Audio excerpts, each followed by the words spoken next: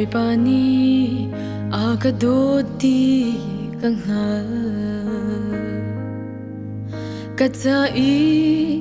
atua mithil nahi kamhur kani achim choklo adot na khorwa ahar kalom tuk e boy pa kalom tuk e aklot suana alak te in kamhu ani bel har nak tuar in athi pachian sina kal tak in sa sina dukha ala adot mina thina kan lo na boy pani akadoti gangha vanaki kharabom agape kharau tharle nunnak thar agape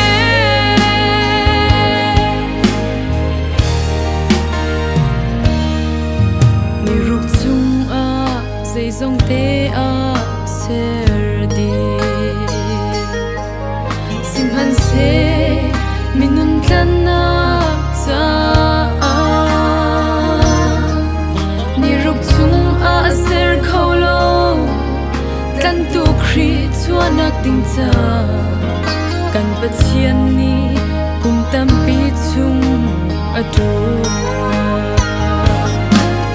boy pani akadoti gangha vanaki kharabom agape kharau tharle nunnak thar agape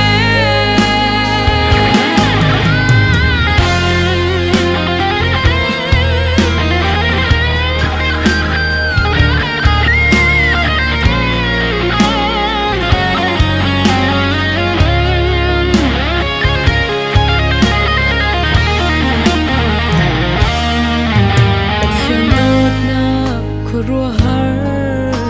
asi kharau kum in wang kan phan chang wang Jerusalem zai on tla